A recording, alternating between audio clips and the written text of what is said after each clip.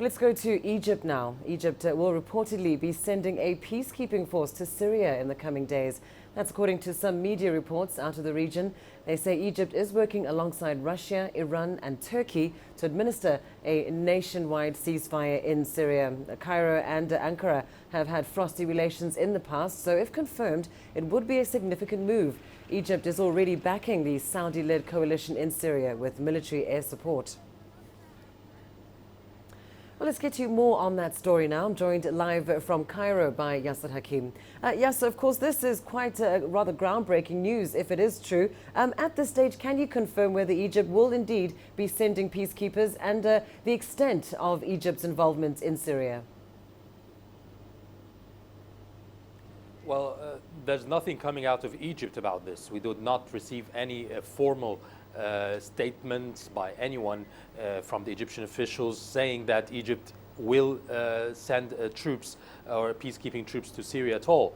The last time that was mentioned was by the Egyptian president in late November when he was asked about this issue, and he said no, Egypt prefers that the security situation in Syria is done for or controlled by the Syrian army itself.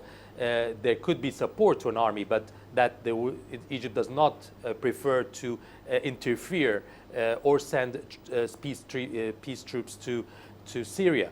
Whether there has been any change in the last few days, this is not evident from this side, from the Egyptian side at all officially.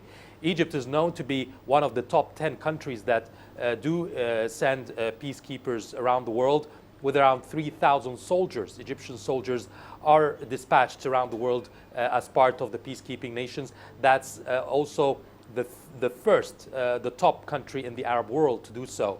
But concerning Syria, no. We've seen in Yemen it did not interfere. And in Libya, Egypt insists that it is only supporting the Libyan army logistically, by training, by equipment, by intelligence services, but not directly by sending troops. So officially talking, there's nothing here about this issue. Well, it's certainly clear that Egypt does sort of walk a very careful line when it comes to Syria. Might this be because of concerns of a backlash? I mean, we know that Egypt has already seen a spate of ISIL-related attacks. Are there concerns that more attacks might be likely?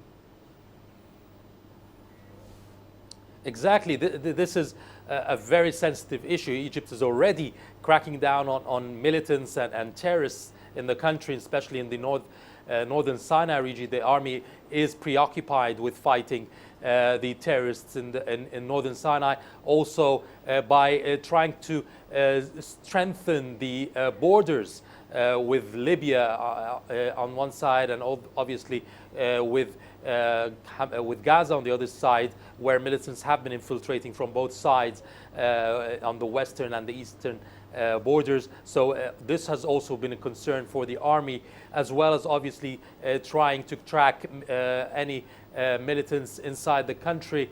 We've seen the bombing that happened in the church a couple of weeks ago. So Egypt would not really prefer to open another chapter against other sides, or open another fight in Syria or abroad, because this could even put more burden on the security measures in Egypt and the security situation.